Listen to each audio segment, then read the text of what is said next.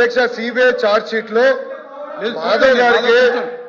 మాధవ్ గారికి common sense తక్కువ అనుకుంటా. సిబిఐ రిపోర్ట్ లో చాలా స్పష్టంగా కల్తీ జరిగింది అని వచ్చింది. వైవి సుబ్బారెడ్డి గారు కల్తీ జరిగిందని వచ్చింది చెప్పమనండి. రెండోది ఈరోజు ఏమంటున్నారు అధ్యక్ష వీళ్ళు తెలియపోవచ్చు. ఇప్పుడు మార్కెట్ ప్రైస్ పెరిగింది. నెయ్యి కల్తీ చేసి నెయ్యి సప్లై చేయమంటారా 300 రూపాయలకి? వాళ్ళు చేసినట్టు నెయ్యిని కల్తీ చేసి సప్లై చేయమంటారా? ఈ రోజు కామన్ సెన్స్ గూగుల్లో చెక్ చేయొచ్చు ఎంతుందో మార్కెట్ ప్రైస్ మీకు తెలుసు.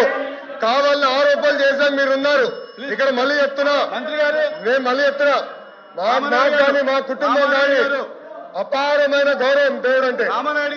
మేము ఏనాడు మాకు రైట్ ఉన్నా ముఖద్వారం నుంచి నడవాలా, క్యూ కాంప్లెక్స్ నుంచి వెళ్ళిన ఘనత మాది.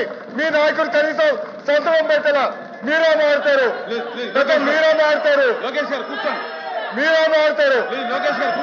మారుతారా?